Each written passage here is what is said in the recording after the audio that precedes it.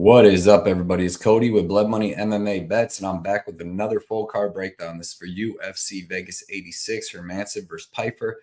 It's going to be a pretty good card, man. I like the co-main event. I like Dan Ige versus Andre Fili, and just a couple other fights on the card are going to be pretty good. Everybody, man, please like this video, drop a comment, help my algorithm. If you haven't already subscribed, subscribe. I want to give a shout out to Dr. Sorowitz at FaceMeetFist.com. That's where you can go and get all this blood money gear, all kinds of different stuff there. You can get FaceMeetFist gear, you can get Johnny K Picks gear, all kinds of stuff. Also shout out to Underdog Fantasy. If you want to go there, you can play pick'ems. You can do all kinds of different fantasy stuff for MMA, mainly the pick'ems right now. And that's where you can pick over under on like strikes landed, takedowns, all different kinds of stuff. It's pretty cool. If you use my blood money promo code or the link in the description down here, you'll get 100% deposit up to $100. And then send me a picture of your deposit on Instagram or Twitter, and I will enter you in my next contest that I'm going to be posting here soon that has tons of cool cards in it. And if you want to follow my bets throughout the week, I'm on Twitter and Instagram at Blood Money MMA Bets. That's where I post my bets throughout the week and just like a bunch of other content. Also, I'm doing my shirt giveaway. Nobody won the contest last week. No, it was a terrible card for parlays. Nobody hit the 3-fight parlay. So I'm going to give 2 shirts away again this week. You have to put up your best 3-fight parlay with the odds that it pays. The people with the 2 highest paying odds will win. If anybody ties, it will go to the person that puts the first parlay in, which if anybody ties on a 3-fight parlay, I'd be shocked. But yeah, shout out to Tavi and VTech for buying my Blood Money MMA shirts. On my next video, I'm going to do a whole montage of people's pictures together of everybody that bought my shirts. But for right now, shout out Tavi and VTech. I couldn't figure out how to get to share the screens to show the things, but I will on the next card. I want to do a quick recap of UFC Vegas 85, and then we'll get right into UFC Vegas, the UFC Vegas 86 breakdown. UFC Vegas 85 was my worst card ever. I went 0-4-1 for minus 15.1 units. My 4 losing bets, I had Maxim Silva parlayed for minus 3.3 units, Julija Stolyarenko minus 3.6 units, Gilbert Urbina minus 5 units. Chuck Buffalo looked really good in that fight. Gilbert Urbina was just terrible. And then the Brown Salikov under 2.5 minus 3.2 units. Of course, Randy Brown was going to knock out Salikov in the first round. Everybody knew that. But yeah, man, minus 15.10 units. That brings me to minus 25.25 units on the year overall. 5 and 10 for minus 25.5 units on the year. Luckily, we're only 3 cards in, so there's plenty of time to get that back. That brings me to 308 and 227 overall. So yeah, man, got a lot of work to do on this card on UFC Vegas 86, but luckily I do like some spots on this card. I like some underdog bets. Some people probably ain't going to be very happy with some of my picks on here, but it is what it is, man. I appreciate everybody checking this out. I hope you get some good information off of this, and let's get right into UFC. Fight number 1 is in the men's lightweight division. We got Balaji Aki versus Damir Hadzovic.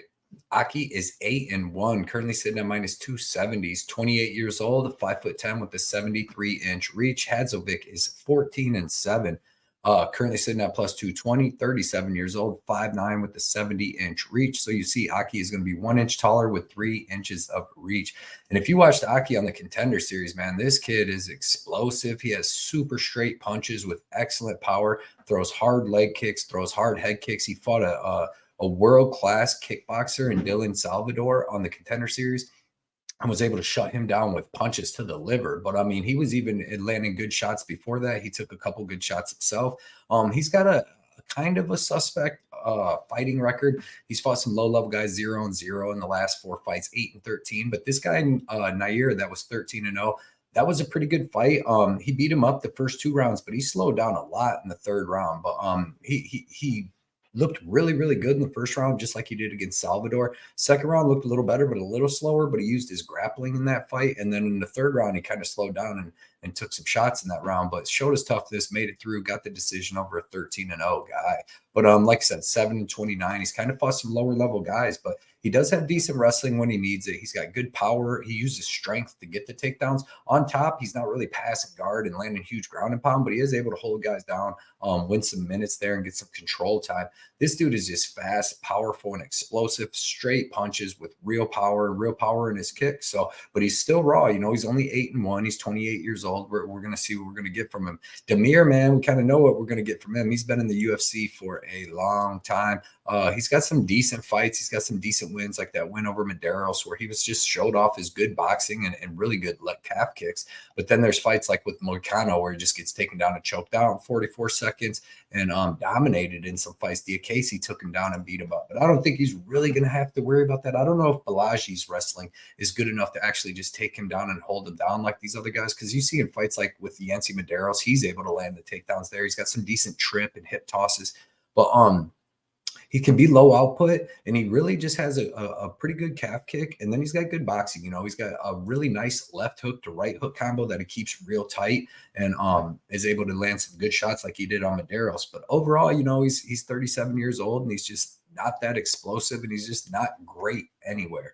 In this fight, I'm going to take Balaji Aki. I'm going to take him by decision. Hadzovic's got 21 fights. He's only been KO'd one time. And I think he's actually going to be able to last this out, get out of that first round. And then after that, it'll get a little tighter, I think. But I got Aki by decision, man. The kid is tough. The kid's got a lot of finishes in his career, but he's got a couple decisions, and he's taking a big step up in competition here. So you see he's got 2 decision wins out of his 8. So big step up in competition here. I think Demir uses some vet tricks to stay alive, but Balaji gets that win.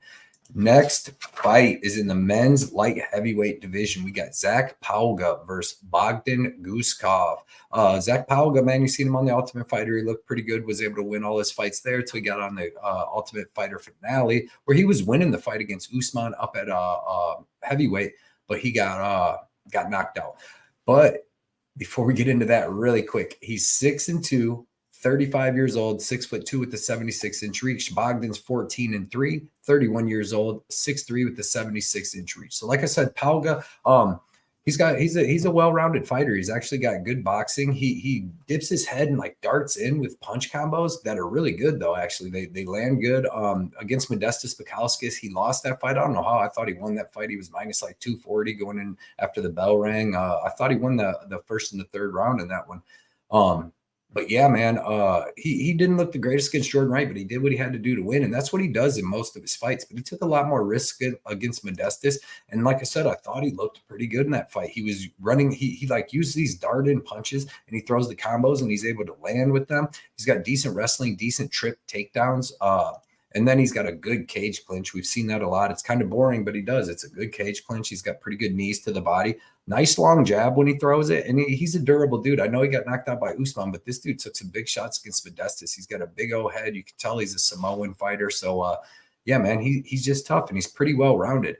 Bogdan Guskov, man, I faded the crap out of him against Volkan last fight, and he got tore up.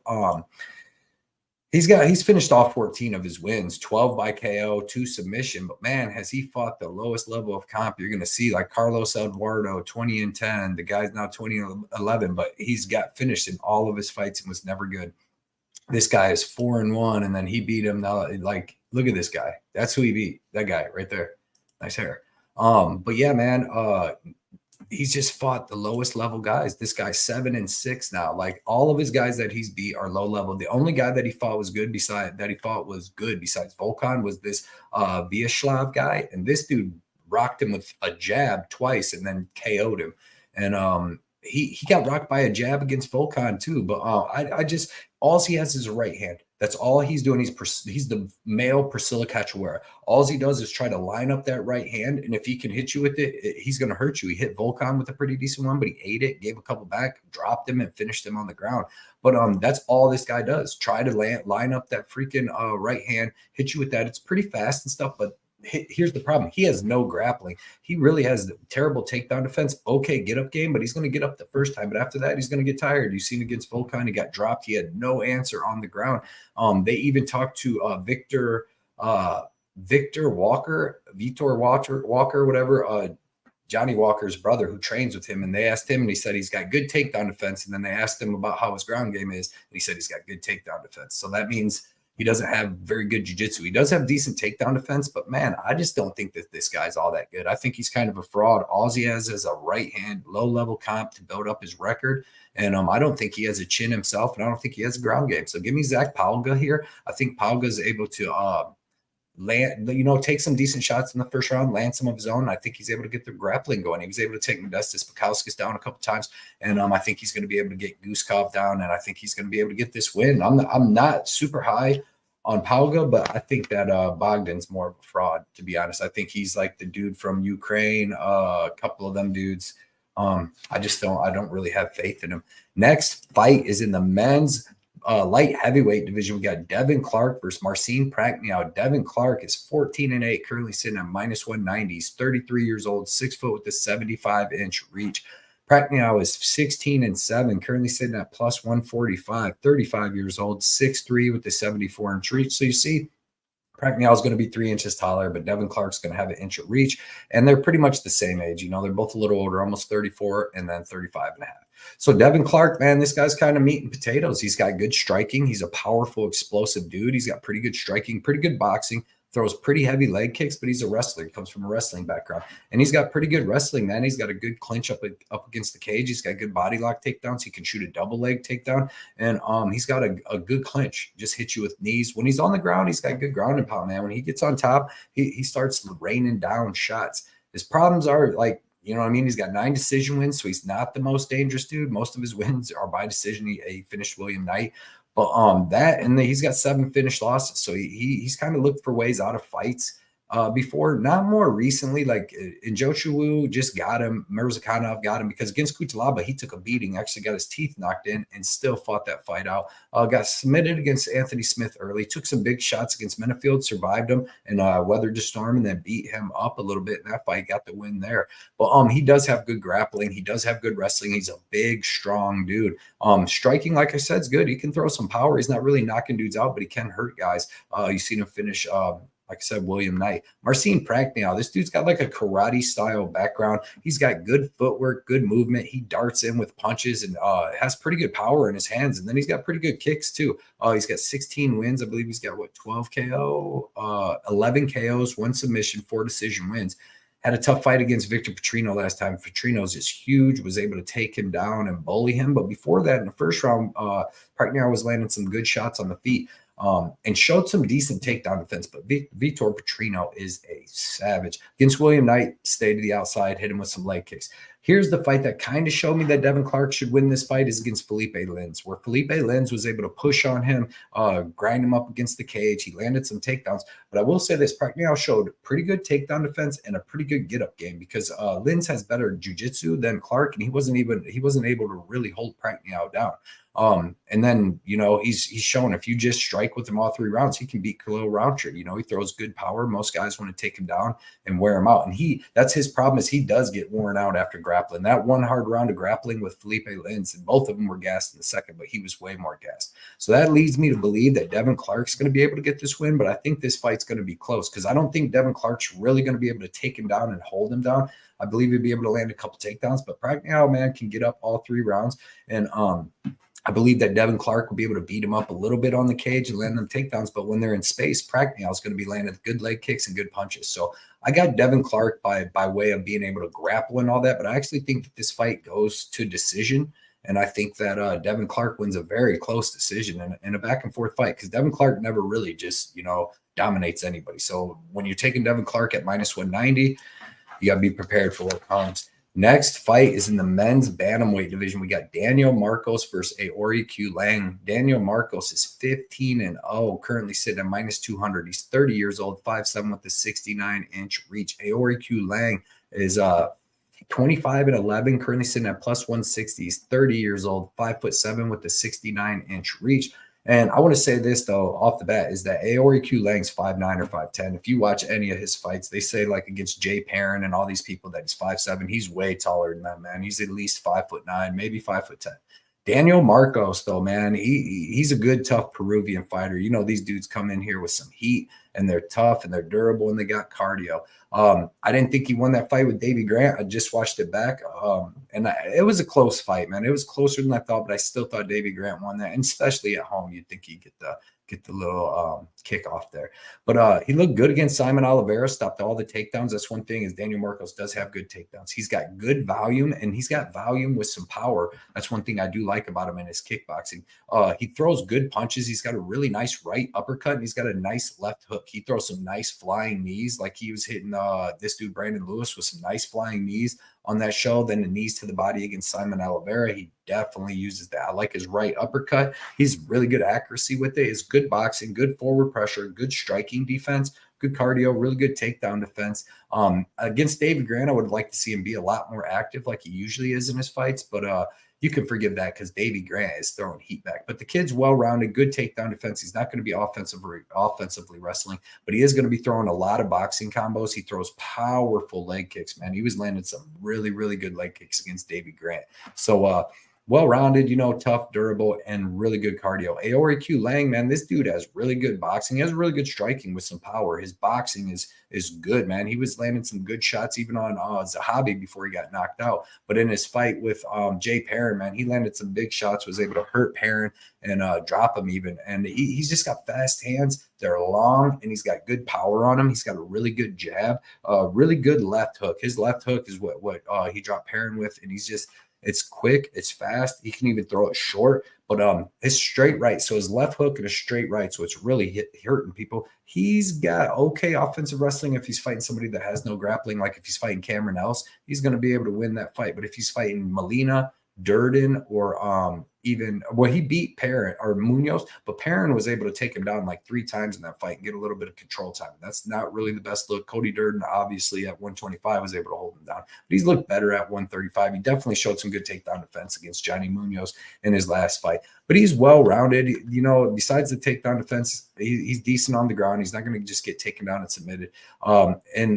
He's only had 1 KO loss, and that was to Zahabi. So he's super durable. The thing I really don't like about him is that he slows down in that 3rd round, man. He tends to give up that 3rd round. He even did it against Jay Perrin. So I don't like that because Marcos ain't slowing down. And that's really what's making me pick Marcos, because I don't think Marcos is like crazy amount better than Aori Qileng. I think in a striking match, this is going to be a pretty close fight. I just say that Marcos wins one of the 1st or the 2nd, and then he wins that 3rd round too. I like this fight going over too because both dudes are super durable. Obviously, Marcos never been finished. Aori Qileng, most of his finishes are way earlier in his career, like when he used to fight up at 155. Now, he went all the way down to 125 flyweight. So he hasn't been getting finished as much. And like I said, the only KO in his career was to Zahabi. So I like Marcos here. I think it's going to be a good, tough, close fight, just like the Daniel or Davey Grant one was. But give me Marcos, man. I think he gets it done. Next fight is in the men's welterweight division. We got Jeremiah Wells versus Max Griffin. Jeremiah Wells is 12-3-1, currently sitting at -190. He's 37 years old, 5'9", with a 74-inch reach. Max Payne Griffin is 19-10, currently sitting at +160, 38 years old, 5'11", with the 76-inch reach. So you see Max Griffin's 2 inches taller with 2 inches of reach. He'll also be just about 1 year older, 9 months older than Jeremiah Wells. Yeah, you would think Jeremiah Wells might be like an up-and-coming prospect kind of, but no, he's almost 38 years old. He just got a late start in the UFC. Jeremiah Wells, this kid is, dude, I guess we'll call him a guy. He's my age, but he is explosive, man. He's powerful and explosive. On the feet, he's throwing heat with both hands. He's got KO power in both hands, and he's throwing heat. He's doing that to try to hurt you or just get you backing up so he can get you back against the cage, where he has really strong body lock takedowns, man. When he gets you down, he's a black belt in jiu-jitsu. He's really heavy on top. He's got decent ground and pound, but he's got really good submissions, man. He did get choked out by Carlston Harris, but he had Carlston Harris in a deep anaconda choke, Darce choke in the 1st round, and Harris just got out of it and was able to, he was out grappling Harris, but Harris was able to make him work, man. He got tired, you know what I mean? And took a sloppy shot in the 3rd round and got anaconda'd out. Against Matthew Semmelsberger, he was able to get the takedown in each round and get control time, but he also got dropped and almost finished in all 3 rounds in that fight. Court McGee, man, he just leveled him with 1 punch. Mike Mathia, we all know about Blood Diamond, but he just took Mathia down and was able to choke him out because Mathia is a kickboxer with no ground game. Warley Alves too, man. He was throwing heat in the 1st round, looked like he slowed down a little bit, and then came back in the 2nd round and was throwing more heat because he does throw wild punches. but Warlley Alves can be finished. But he has explosive, powerful takedowns, explosive, powerful striking. He's got good cardio for how much strength and muscle that he uses and how much the pace that he pushes. And he's just a dangerous guy. Excellent top control, excellent chokes, relentless grappling with decent cardio, man. You can tell he's just a really strong dude. But he's coming in fighting Max Griffin, who is a well-rounded UFC fighter, and he's got crazy experience. Like, he's got some losses, but he's fought some of the best people in the division, man. Michael Morales, Neil Magny, Alex Morono, back in the day, Colby Covington, Elizé Zaleski. So if Jeremiah Wells had fought all these guys, he would have a lot of losses too. But Max Griffin has he has good movement, good feints, and really good striking. Mainly his boxing, man, he throws good combos, and he's got some power with it. Like, I was watching against Tim Means, dropped him 2 or 3 different times in that fight. He was even doing some damage and had Morales' face hurt and had a really good fight with Morales. That came down to the 3rd round where Morales pulled out just a slight victory there, man. And then I thought he beat Neil Magny, so he could be 5-1 in his last 6 and just has been looking really good. This dude is super durable. He's only been finished 1 time in his whole career, and that was by Colby Covington, and that was just due to tons and tons of punishment, ground and pound, man. But we know how Colby Covington gets down as far as taking people down and just beating them up. But other people, man, haven't been able to finish him. You know what I mean? He's never been subbed. Michael Morales wasn't even able to hurt him or sub him. Now, he's been hurt before, but he always recovers and keeps fighting hard. Fast hands, good boxing, good leg kicks. He's got good offensive and defensive wrestling. That's what I really like him about him in this fight. And he's got really good cardio, really good experience, and crazy durability. Like I said, with the finishes. So he's on the feet. He's going to have the better speed. He's going to have the better movement, and he's going to have the better striking. On the ground, obviously, Wells is going to be probably a little better on the ground, but I just don't think that Wells is going to be able to just take him down and hold him down like he did Semmelsberger. Max Griffin has excellent offensive and defensive wrestling, has really good jiu-jitsu. So I think even if Wells is able, because Wells doesn't like shoot a crispy double under some strikes, man. He just tries to pick you up and slam you on the ground, and that might work a couple times on Max Griffin. But I think that Max Griffin's the one that's able to get up, and I think he could land his own takedowns later in the fight. And he's a bigger dude, you know, he's just a bigger body guy and better cardio and better toughness. I think that he could either knock out Jeremiah Wells, because we see Wells' chin, man. He gets dropped a lot in a lot of his fights. Or he can just out cardio him and win them 2 rounds. But I really think that he's going to put them hands on Jeremiah Wells. I think where Wells gets tired against like Carlston Harris, like Max Griffin starts stopping the takedowns and starts beating him up, because Wells has no technical striking. He just whips hooks everywhere. So give me Max Griffin in this fight, especially as a big dog, man. I'm probably going to be betting him. Probably bet him. I probably already did. So I really like Max Griffin. Next fight is in the women's strawweight division. We got Loma Luiboomi versus Bruna Brazil. Loma Luiboomi is 8-3, currently sitting at -220. She's 28 years old, 5'1" with a 61.5-inch reach. Bruna Brazil is 9-3-1, 30 years old, 5'6" with a 65.5-inch reach. So you see, Bruna Brazil is way bigger. She's going to be 5 inches taller with 4 inches of reach, and that's huge, man. Loma Luiboomi is a awesome Muay Thai striker. She's got an excellent kick game, man. Her leg kicks, body kicks, front kicks up the middle are really good. Her boxing's not all that great, but she does have a good kicking game and decent boxing game. She has an excellent clinch, very strong in the clinch. Like, it's not even about, she does land good knees and elbows, but like when she grabs girls, you can just tell her Muay Thai is so good and her technique's so good that when she grabs girls, man, she just keeps them there. And she's so little, but she just beats them up in that clinch. And then she's got excellent trips out of the clinch, excellent Muay Thai sweeps and trips. And her ground game's getting a lot better, man. You see against Elise Reed, she got her first submission win and she was able to take the back. But you see that even against Denise Gomes, man, all 3 rounds, she was able to out grapple her and get that win. Lupita was able to out wrestle her, but Lupita's got better wrestling. That's just what it is. But she's got some decent wins in the UFC. Obviously, she fought Angela Hill in her second fight, and that's just a very tough fight. But she's got excellent Muay Thai, really good kicks, good Muay Thai trip, and good ground game. And she's got pretty good cardio, toughness, and really good experience. Bruna Brazil, man, she's got really long, good.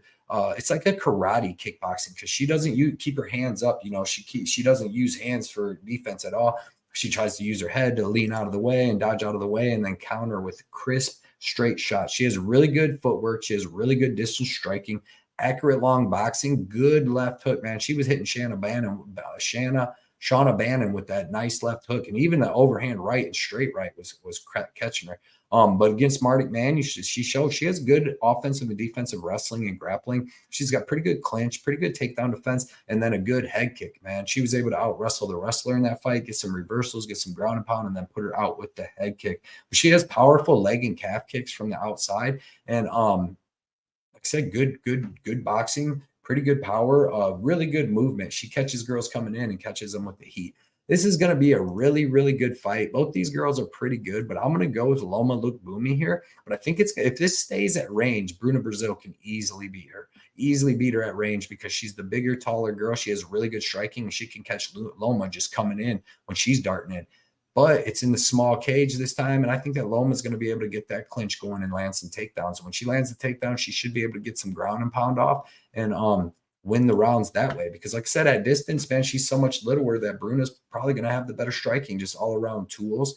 But when they get in close, that's when the game's going to change. So give me Loma Luiboomi, but I think it's going to be a very close fight, and she wins the decision. Next fight is in the men's welterweight division. We got Trevin Giles versus Carlos Pretiz. Trevin Giles is 16-5, currently sitting at plus 190. He's 31 years old, 6 foot to 74-inch reach. Carlos Pretiz is 17-6, currently sitting at minus 225. 30 years old, 6'1" with a 78-inch reach. So you see Pretiz, man, he's a taller, skinny dude with a long reach, 6'1" with a 78-inch reach. So he's 1 inch taller with 4 inches of reach. Trevin Giles, man, he's a well-rounded fighter. He used to fight up at 185 all the time. Now he's down at 170, and he's had some mixed results. You know, he got caught in that guillotine by Gabriel Bonfim, but hey, maybe if that doesn't happen, who knows? You know, if he out-cardios him. Had that win over Preston Parsons, and that was a really good fight. You know, back and forth. Decent win over Luis Cosi where he didn't do much, but he's fought some tough people, man. Them 2 losses, like people see that he's got a good record, 16-5, but his losses are against pretty good people. You know what I mean? Dricus du Plessis, Michael Morales, and Gabriel Bonfim. Like them are all 3 really good fighters. But he's got a really good jab. He's got a nice left hook, man. That lead hand of his is nice. He's got good wrestling, offensive and defensively, and he's got good jiu-jitsu. Pretty good cardio. Good toughness, well-rounded, man. He's got really good experience, like I said, fighting people like Dricus du Plessis. He's got a win over Roman Delice, you know. Back in the day, he beat Ryan Spann at 205. So the dude's definitely well-rounded, and he's tough, and he's actually pretty durable. Like most of his fights when he was getting finished, guillotines late in the 3rd round, he was getting caught in stupid things. So he does have pretty bad fight IQ at times too. That's another thing. We see against Dricus and Morales, man, he was doing good against Dricus till he got caught with that right cross. He was actually landed a reversal and a takedown on Dricus himself. And that was up at 185. But yeah, man, I just think he's a well-rounded fighter. He's pretty tough. He's got good cardio, and he's got really good experience. Carlos Pretiz, man, this kid has really powerful southpaw Muay Thai. You see the Muay Thai on his chest right there. Powerful southpaw Muay Thai. Really, really good straight punches right down the pipe. They're accurate. They got power. His best weapon to me is that left head kick, man. He throws that up quick. I watched him knock this Roca dude out with it, and it was beautiful. Then the next fight knocks out Ramon with the same kick. And he's just deadly with his weapons, and he's got a good clinch knees, powerful left hand, powerful knees in the clinch, flying knees against the cage. It doesn't matter. He's a powerful kid, but man, this kid's coming in. Fight, you know, as a contender series guy, fight, and he's got some decent fights on the regional scene. Not the greatest, craziest competition, but he does have some decent fights where he fought, you know, dudes that were like 21-7 and 12-6 and stuff like that. But other than that, you go back and it's 1-0, 4-0, 5-0. He has been knocked out too a couple times in his career, but 1-0, 1-0, 5-7, 5-0, 4-0. Like these are just in his last like 8 fights, you know what I mean? So he's taken big step up in competition here. I'm taking Trevin Giles in this fight. I think that Giles has enough of the striking to be able to survive and not get knocked out by this kid's straight left or head kick. And I think that he's got a huge grappling advantage over Pretiz. I've seen Pretiz got taken down by the smaller guy on the contender series. He got a little bit of control time, that Mitch Ramirez. And that guy's not even really a wrestler with good jiu-jitsu. Trevin Giles actually has good wrestling, and he actually has good jiu-jitsu. And I think that he's going to be able to take this kid down and wear on him in the first 2 rounds and then survive the 3rd and get the win there. But probably won't be betting it, but I'm going to take Trevin Giles as a underdog there, doing the Dana White Contender Series fade against the guy that has a lot of wins in the UFC and a lot of experience. Next fight is in the men's middleweight division. We got Albert Durov versus Robert Bryczek.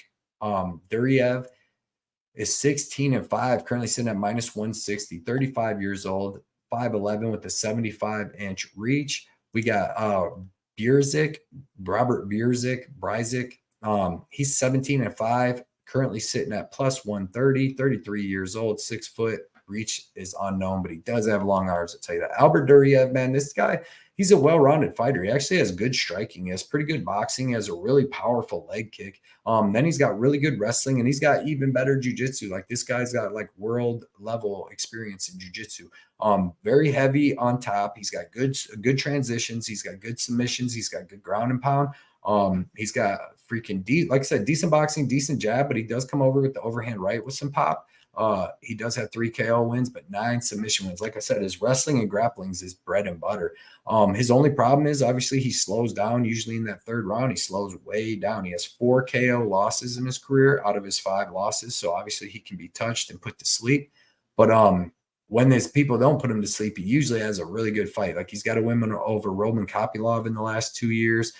Even that win over Chidi was decent. It showed that he has the striking, because he only took Chidi down in the first round and then struck with him. It was a boring fight after that, but he got the win there. But well-rounded guy with good wrestling, decent cardio, and good boxing. Well-rounded, got some wins, high-level experience. This Bryczek, this dude, he's pretty good, man. He's got good striking. You see, he's been knocking dudes out. He's got 5 first-round finishes in a row over some decent kind of caliber of guys, European fighters and stuff like that. But he has been knocked out himself, and he has some pretty decent. Like, this dude was 6-4 when he got beat, and that was just 2 years ago. But he has knocked out these guys that he's fought, 12-7, 11-12. Fast hands with power. Like, he is athletic, he is fast, he does have power. He's got 11 KO. He's KO'd his last 7 wins, and then 6 of them in the first round, 1 in the 5th round. So it shows he's got a little bit of cardio. Decent takedown defense from what I could find, but he does get worn on, man. That's when I was finding like Brito just outboxed him. Kai Brito just outboxed him and then hit him, landed every shot he landed, and then just knocked him out, But this dude was able to just wear on him and land his own takedowns, and he tired out in the second round. He just straight up, he tired out in the second round, and that guy was able to beat him. But like I said, fast hands, KO power, powerful leg kicks. He likes to box, but he slows after 1 round. So in this fight, I'm taking the guy with the UFC experience. I'm not betting this fight at all. If you're going to bet it, probably look at the unders in this fight. Because either Duryev's going to get his grappling going and most likely maybe get a submission, or this striker is going to probably touch out Duryev and hit him with a big O shot. So I'll be looking at the over-unders on this. But give me Duryev. I'm going to say that he is able to land the takedowns. I'm going to say that he is able to wear on this dude, and I'm going to say that he is able to get the submission and get back on track. But like I said, I'll most likely be staying away from it. Next fight is in the men's light heavyweight division. We got Michael Johnson versus Darius Flowers. Michael Johnson is 21-19, currently sitting at -125, 37 years old, 5'10 with a 73.5-inch reach. Darius Flowers is 12-6-1, 29 years old, 5'9 with a 71-inch reach. So you see, Johnson's going to have 1 inch of reach, 2.5 inches, or 1 inch of height and 2.5 inches of reach. Michael Johnson, man, this dude's a well-rounded vet. He's fought everybody in the game. He's got knockout wins over Dustin Poirier, knocked out Alan Patrick. He's just a very well-rounded fighter. He's got excellent southpaw boxing. He's got pretty good striking defense, unless he has his mental farts. You know what I mean? When he's just winning fights, and then just gets hit with a big shot. But he does have phenomenal boxing. He's got excellent takedown defense. He's got decent takedowns himself. And he's got power in both hands, man, to hurt guys, rock guys, and finish guys. He could have been on a 3-fight winning streak before the Diego Ferreira loss. And then in the Diego Ferreira, man, he was winning that whole fight until he just had a lapse in judgment, led his hands down to Ferreira, hit him with an overhand right, which is scary because Ferreira is not a striker. He's a grappler. So for him to put him out cold like that, he just hit him right on the chin. Like I said, Michael Johnson's very, very well-rounded. He's got excellent movements and feints. He's super fast. He hits hard and gets good striking defense until he doesn't. But he's definitely the better fighter and the more experienced fighter. Darius Flowers, he's just a fast, explosive fighter, man. This dude throws heat in everything he throws. He's trying to back you up against the cage and just take off on you, throw a 5-punch combination, try to get you out of there. He took a short notice fight at 170 against Jake Matthews, paid the price for it, came out, tried to do his thing in the first round, but ended up tiring out. Matthews got him down in the second, finished him, had that weird slam over Gugaladze on the Contender Series where it was over in a minute, and we didn't really get to see much from that. But he does have some nice knockouts in his career, and but the dude can get finished, man. You see, look, he's been finished 6 times out of his 6 losses, 5 submission, 1 KO. I don't think he's going to have to worry about a submission here from Michael Johnson, but the KO is definitely live because, like I said, this dude's very explosive. He's very powerful, but he's not setting shots up. He's just throwing wild shots, throwing, 3-4 punch combinations, which is good because that's what you could hit Michael Johnson with, one of them big hooks on the end. But no technique, and he's basically just going to have to catch Michael Johnson with the crazy punch, which is super likely to happen. You know what I mean? I'm not going to bet this fight. Michael Johnson at -125 looks amazing. And obviously he should win this fight. He's levels above Darius Flowers. But at this point, I'm done. I had money on him on Ferreira. I'm done trusting his chin. You know what I mean? Because Darius Flowers can hit him with one shot and it could be over. Michael Johnson could be winning the whole fight till then. So he's on the Phil Hawes, no fly list no more. So Michael Johnson, but definitely no bet. Probably look at the under in that fight. One of them guys probably going to finish the other, man. Flowers been finished 6 times. So, and Michael Johnson's been finished a decent amount too. Next fight is in the men's middleweight division. We got Rodolfo Vieira versus Arman Petrosyan rescheduled. They were supposed to fight in Brazil a couple months ago, and Petrosyan got food poisoning the day of the fight. Rodolfo Vieira is 9-2, currently sitting at -115, 34 years old, 6 foot with a 73-inch reach. Petrosyan is 8-2, 33 years old, 6'3" with a 71-inch reach. So you see Petrosyan is 3 inches taller, but Vieira have 2 inches of reach. I don't know how the hell Petrosyan is 6'3" with a 71-inch reach. That does not make sense. But if you watch him, he's got very short arms. That's why he uses all of his kicks. But Rodolfo Vieira, man, this dude, good wrestling, powerful wrestling, body lock takedowns, world-class BJJ. They don't call him the black belt hunter for nothing, man. His transitions are smooth. He's always looking for the submissions. If he gets your back, he's rear naked choking you. And if he gets the arm triangle, you're going to sleep, just like Cody Brundage, Safarov, or whatever.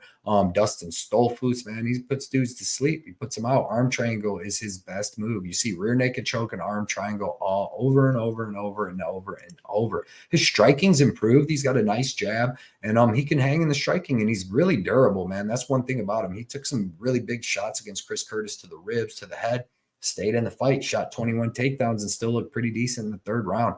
Arman Petrosyan, man, is a high-paced kickboxer, likes to use his movements, stick to the outside, hit you with powerful leg kicks. He's using them. Both legs are excellent. He kicks with both legs. Good lead leg. Can tear up both your legs with leg kicks. Kicks to the body, kicks to the head. You've seen on the Contender Series against the undefeated Russian dude, was able to land the head kick right after that dude took him down. He got back up and landed the head kick, put him to sleep shortly after. Had a good win over Gregory Rodriguez, still a head scratcher why Gregory Rodriguez did not grapple until the 3rd round. But still, man, Gregory Rodriguez is a beast striker, and he was able to win that fight. Lost to Caio Borralho. Caio Borralho, man, was able to take him down a lot, take his back, and just hold him there. But that's a different – Caio Borralho and Rodolfo Vieira are way different kind of fighters. First off, Caio Borralho has phenomenal cardio. He has excellent wrestling, and he's throwing punches and then ducking under and just slamming you. And he has way better control, where he's more position over submission, where Vieira is more submission over position. And he will go and get reverse trying to put you to sleep, killing you.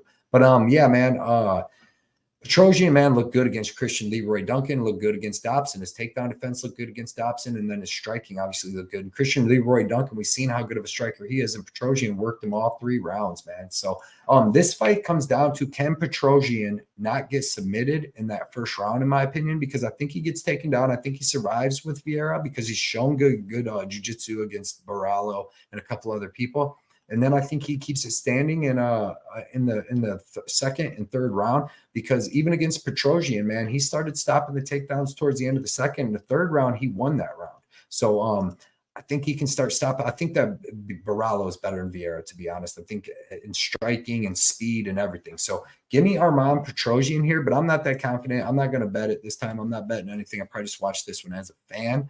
But I actually like the over in it because I don't think Vieira finishes him, and I don't think Petrosyan's not really usually just the KO guy. He's going to beat you up with volume and stuff, and he hasn't had any KOs in the UFC. So I like the over. Hopefully it's set at 1.5, and give me Armin Petrosyan, but definitely no bet on that. Next fight is in the men's middleweight division. We got Brad Tavares versus Gregory Rodriguez. Brad Tavares is 20-8, 36 years old, currently sitting at plus 190, 6'1" with the 74-inch reach. Gregory Rodriguez is 14-5, currently sitting at minus 250, 31 years old, 6'3" with the 75-inch reach. And this should be a really good fight because all of Gregory Rodriguez fights are really good. Brad Tavares, consummate UFC vet, man. He's been fighting in the UFC for at least 12 years, I would say. Let's see. Started in the Ultimate Fighter in 2010. So he's got 14 years in the UFC, basically, with the Ultimate Fighter. He's fought everybody. He's fought Izzy Adesanya. He's fought Robert Whittaker. He's fought Dricus du Plessis, Bruno Silva, Chris Weidman. He's fought everybody, man. He's meat and potatoes fighter. He's got low output kickboxing. That's pretty good. Good counter strikes, decent leg kicks, some of the best takedown defense that's ever been in this game. For a non-offensive wrestler, Brad Tavares' takedown defense is phenomenal. But he's low output, he's not throwing a bunch, and he's not very dangerous. That's his problem. He does hit hard, but not enough to put people out. He's got 1 KO in 12.5 years. In the last 12.5 years, he has 1 KO, and that's over Krzysztof Jotko. That's crazy to me because he actually hits pretty decent, man. But he's super durable. He has been finished a couple times. Shabazian got him. Bruno Silva got him. So he is finishable, but overall, he's a very durable fighter. Gregory Rodriguez is one of the best fighters I've ever seen. To be honest, he should not be 14-5. This dude should be like 19-0 if his chin didn't let him out sometimes, you know what I mean? Like he got knocked out by Jordan Williams on the Ultimate Fight or on the Contender Series. He got knocked out by Bruno Ferreira bad, but in between those, man, he showed good chins against Petrosyan, Julian Marquez, Chidi and Njokuanu hit him with that knee to the face that split his whole face open. Nothing. Jung Young Park hit him with some big shots. He was able to knock him out. So I don't know if he's got a suspect chin or if he just got hit on the button in a couple of them fights. But he does have 3 TKO losses. But this dude is big, man. He's 6'3", 75-inch reach. He's super well-rounded. He's got phenomenal boxing. He's got excellent boxing with power, man. You've seen what he did to Julian Marquez. You've seen what he did to Tuliulian, taking him down, beating the crap out of him, beat up Chidi standing up, and then took him down and beat the crap out of him. Got a little overzealous and got caught by Bruno Ferreira, but like we've seen, Bruno Ferreira actually hits hard, and he's a very dangerous kid, man. But he's got great wrestling and even better jiu-jitsu. He can take your back. He's like a high-level black belt. He's like three-time black belt, whatever it is, man. A 3-stripe black belt. He's a crazy grappler. He doesn't use it that much, but I think he's going to start using it more now that he's been getting knocked out. Like you've seen him use it against Dennis Tuliulian. The only problem is he's not going to be able to use it here. I don't care how good his wrestling is. He's not going to be able to use it against Brad Tavares, dude. Brad Tavares has shown over and over that nobody's taking him down. So in this fight, I'm still taking Gregory Rodriguez because I still think that he's going to be able to come forward, land the better boxing combos, land the bigger shots. He may even be able to finish Tavares, honestly, because Gregory Rodriguez is savage. Tavares, like I said, 1 KO in 12.5 years, so I really don't see him KOing Gregory Rodriguez. But if Gregory he sometimes gets sloppy against like the Iron Turtle, man. They were just throwing punches, even against Julian Marquez. They're both just head down, throwing big-ass punches that anybody can land. So maybe he'll cut that out, but I'm taking Gregory Rodriguez here. He's going to have a lot more volume. He's going to land the harder shots, and he's the one with the chance for the finish. But I mean, man, we got to see his chin go for a little bit longer, before we just get hop back in and bet him again.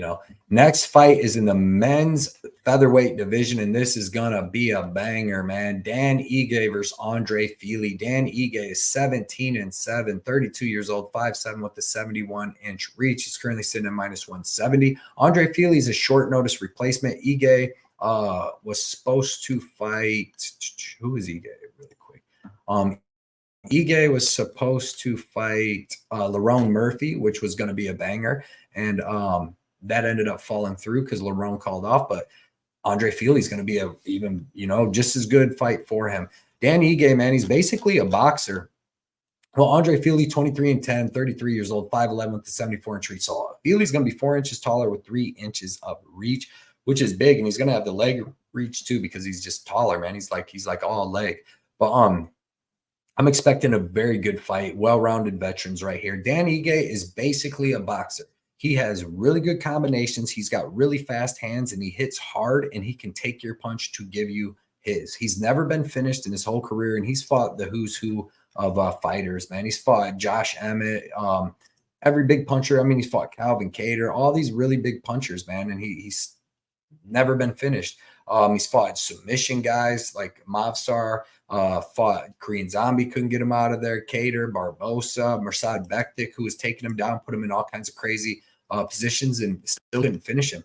And he's fought everybody: Bryce Mitchell, Damon Jackson, Mavsar, Emmett, Korean Zombie, Gavin Tucker, Calvin Kattar, Edson Barbosa. Like, the list go on, man. This guy is very well-rounded, and he's very good. Like I said, excellent boxing, power in both of them, accurate and fast hands, good counter punches. His left hook is money. He can knock dudes out with that. And then his freaking right uppercut is sick, dude.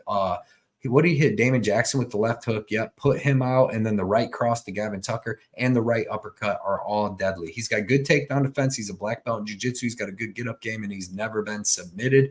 Very well-rounded. And like I said, he gets dropped, but he's never been finished by KO, and he's just good, man. I went back and watched his fight with Edson Barbosa in preparation for picking this fight, and man, he took some big shots from Barbosa, got hurt to the liver, he got dropped in the first round, but the whole time he's just putting pressure on Barbosa and hitting him with big shots. And to me, Barbosa's got just as good, if not better, boxing than Fili and better kicks. But Andre Fili, man, he's good. This kid is freaking good. He switches stances very smoothly. He's got KO power in his hands and his feet. Good offensive and defensive wrestling training out of Team Alpha Male, and decent submissions. You seen last fight, he was able to hit Almeida with that right hook, put him out of there, didn't even have to take him down. Against Nathaniel Wood, that was a good back and forth fight. He hurt Wood a couple times, Wood hurt him a couple times, and Wood got that little home field advantage win. Excellent win against Phil Algeo, where he was able to strike with Algeo, and then in the third round land a takedown and get a bunch of control time to get the win. And he does have very good cardio, and he's very well rounded. He got knocked out bad by Joe Anderson Brito early on. He was whooping Daniel Pineda, man, before that accidental eye poke, and just very good. He's fought the best too, man. Jourdain, Youssef, he's fought Michael Johnson, Calvin Kattar, Yair Rodriguez back in the day. He's just a very good fighter, well-rounded, and he's big, man. So in this fight, I'm taking Dan Ige. The reason I'm taking Dan Ige is because in a lot of fights that I was watching with Fili, he got hurt with the hands by Nathaniel Wood. He got hurt with the hands by Brito. I've seen him dropped in a lot of fights. I've seen him hurt in a lot of fights, and Dan Ige is ultra durable. So these dudes are both going to be throwing big shots, and I'm going to take the dude that's never been finished over the dude that's been finished, 4 or 5 times. I think Ige does hit him with a big shot. I don't know if he's able to fully get him out of there, but I think he does hit him with some big shots, hurt Fili a whole bunch of times, and either get him out of there or get that decision in. Main event time. We got Jack Hermansson versus Joe Pyfer. Jack the Joker Hermansson is 23-8, currently sitting at plus 160, 35 years old, 6'1" with a 77.5-inch reach.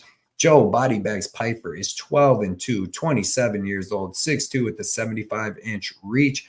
And this is going to be a really good fight, man. Jack Hermansson is a well-rounded, very experienced UFC vet. He's been in there with everybody. His striking is catching up to his wrestling and grappling. He has excellent movement. He uses the outside. He's got good leg kicks with both kicks. He's got really good boxing. He's got good, decent power in his right hand. You've seen against Roman Dolidze, he was working Dolidze with leg kicks and punches and just moving around the ring. And really, he had both of Dolidze's legs hurt with leg kicks and was doing great, and then decided to grapple, which he took Dolidze down in the first round and got swept. They got up. And in the second round, he took him down again and then got reversed and got the calf slicer and then got beat up. But like, Joe Pyfer is not doing that sweep and freaking calf slicer move that Roman Dolidze pulled off. He looked great against Chris Curtis, worked the outside and just stuck him, man. His striking looked phenomenal. And then he didn't mix in the grappling there, but he just picked him apart from the outside. Against Sean Strickland, I watched that fight, and it was in the small apex. That fight was super close. One judge scored a 50-45 for Hermansson, and 2 judges had it for Strickland. And that fight was very, very, very close. Like, it was definitely not 50-45 for Strickland, but a very close fight. He showed that he's got excellent cardio, went 5 hard rounds with him. Beat up Edmund Shabazian, came out, took a little beating in the first round from Shabazian, survived that, started taking Shabazian down and beating him up in the second and third round and got that win against Vettori. That was also a very close fight, 5 rounds in the small cage. And Vettori, you know, he's a beast, man. He heel hooked Calvin Gastelum. He did get finished by Jared Cannonier, but I promise you, Jared Cannonier will finish Joe Pyfer 1,000%. 1,000%. Great jiu-jitsu win over Ronaldo Souza, where he was taking him down all 5 rounds. He showed 5-round cardio, 5-round toughness, and was able to get the dominant win over him. Hermansson's fought everybody, dude. He's got 5-round experience. He's got excellent wrestling, excellent high-level black belt jiu-jitsu, really good striking. He's super durable. He did get TKO'd by Roman Dolidze on the ground because he was stuck in that calf slicer. But before that, he hadn't been KO'd since Jared Cannonier, and that was 5 years ago. And then before that, you know, was another. So he's got like really 2 KOs in the last like 9 years of standing. But he's fought a lot of tough people, man, a lot of tough people that hit hard. So well-rounded vet. He's as big as Joe Pyfer too. You see, he actually has 2.5 inches of reach on Joe. Joe's going to be 1 inch taller. Joe body bags Pyfer. Nobody is going to like my breakdown, but dude, powerful boxing. Kind of slow, but he does throw some heat. He's got powerful leg kicks, kind of slow, but he throws some heat. He's got powerful blast double, and he's got pretty good jiu-jitsu, mainly a good arm triangle. But like, I mean, he's not really hitting it on most people. Like he took down, like on the Contender Series, Ozzy Diaz. He took him down in the first round, worked real hard, tried to get the arm triangle, didn't get it. Ozzy Diaz reversed him, got some ground and pound. Joe Pyfer comes out in the second round looking a little tired, looking a little slow. Diaz is actually getting a little bit of work in, and then he hits him with that left hook, right? But Ozzy Diaz is not good. He's really not good. If you go watch him fight, any fights, he's really not that good, and he was looking decent. He fights Austin Troutman, who's 3-0. If you go look at this dude's record, it's a complete joke. This dude, Austin Troutman, 3-0. 2 of his wins were over Jay Ellis. Come on. And his other win was 1-2, Brian Jackson. So Joe Pyfer has not fought the best fighters. And I'm going to tell you what, right now, he hasn't even looked that good against them. Dude, Giovanni Patti, this dude, Jonathan Patti, guillotine choked him. Jonathan Patti is one of the worst fighters there is, dude. He's the one that got finished on the Contender Series twice, 8-6, got finished by Jamie Pickett. This dude lost to Jamie Pickett and Joseph Holmes, the 2 worst middleweights that's ever been in the division. And then he beats Joe Pyfer. He beats Joe Pyfer. I'm telling you guys. Then Joe Pyfer, everybody, well, like he'll tell you, man, I got picked up and slammed on my arm. Why was you getting picked up and slammed by Dustin Stoltzfus in the first place on the Contender Series? Like Stoltzfus was out wrestling him. Like Joe Pyfer is not a crazy great wrestler, elite wrestler. His jiu-jitsu is pretty good, but it's not even that great. Like he took down Hassan in the first round, and Hassan hopped right back up. And Hassan in that fight was working him with leg kicks, and Joe Pyfer was getting hurt with the leg kicks. Did one last ditch effort where he ran in, did a power double, and went and just picked him up, slammed him right into the arm triangle. That he was getting beat before that. If you go watch that fight, dude, his leg was tore up and he was already wobbling and switching stances. And that was against Abdul Razak Al Hassan, a very small former welterweight. You know what I mean? I can guarantee you that Joe Pyfer's not running across the ring, grabbing Jack Hermansson, slamming him, and choking him out. That's just not going to happen to Jack Hermansson. He does have powerful striking, but he doesn't set up his punches. He's just throwing big, loopy punches. You've seen against Hassan, he was missing big, and he looked tired in that second round. And then, like I said, go watch. You guys won't like, if you don't like my breakdown, please go watch Abdul Razak Al Hassan in the second round, landing the power leg kicks. Pyfer came out, gave him all he had in the first round, and Al Hassan was taking over. Pyfer's missing big with punches. Al Hassan's taking over, and then Pyfer does that. He knew because his leg was hurt that he had to take that last-ditch effort. And he got it. But he's not going to do that against Jack Hermansson, who is his size with better wrestling and just as good at BJJ. He does have a puncher's chance here, but I'm honestly, and this is a 5-round fight. Joe Pyfer hasn't fought no freaking 5 rounds. You know what I mean? And he looked tired in both. Even on the Contender Series, he looked tired in the second round. Dude, I am not like I know there's a lot of good up-and-comers in 185. You got some real undefeated studs, you know what I mean? But like I think Roman Dolidze would beat Joe Pyfer down. Like I think Roman Dolidze would beat Joe Pyfer down in the stand-up or on the ground. And I don't think that he's the guy. I know it's B Joe Pyfer, but that was only said because there was like 2 Contender Series shows that were boring as hell. So when Joe Pyfer finally came out and got a finish win, Dana's like, be like Joe Pyfer. But I don't think Joe Pyfer is that guy, dude. I think that this is the top 10 reality check he gets, where he's not getting into the top 10. I really don't think that. I think he's KO or bust in this fight, and I don't think he KOs Hermansson. I think Hermansson's going to have better striking, better cardio, better wrestling, better experience, and even better jiu-jitsu. So give me Jack Hermansson. I say he starts taking over with grappling by the second round and starts beating up Pyfer, and he might even get Pyfer out of there. I don't know. Pyfer's a tough dude, but 5 rounds of Jack Hermansson on top of him. I've seen Pyfer get out wrestled by way less caliber of people than Jack Hermansson. So I get it. Some people's going to be like, Pyfer's going to come out and just punch him in the face and knock him out, but I don't think that's going to happen. You know what I mean? He wasn't even knocking out Al Hassan. He couldn't even out wrestle Al Hassan before that. And we've seen Al Hassan. That's been the way to beat him. Jacob Malkoun beat him like that. Shit, even Joaquin Buckley took Al Hassan down and beat him. I got Jack Hermansson here. The dude's plus 175 against Joe Pyfer, a dude that's beat Mearshart and Al Hassan. Give me Jack Hermansson all day at plus 175. Man, that's the show. I bet you might not have expected to hear the Jack Hermansson pick, but that's what it is. I appreciate everybody for checking out this show, man. Check us out on the live show on Tuesday for the Defend Your Units. We're going to be doing our ladder challenge and all that stuff.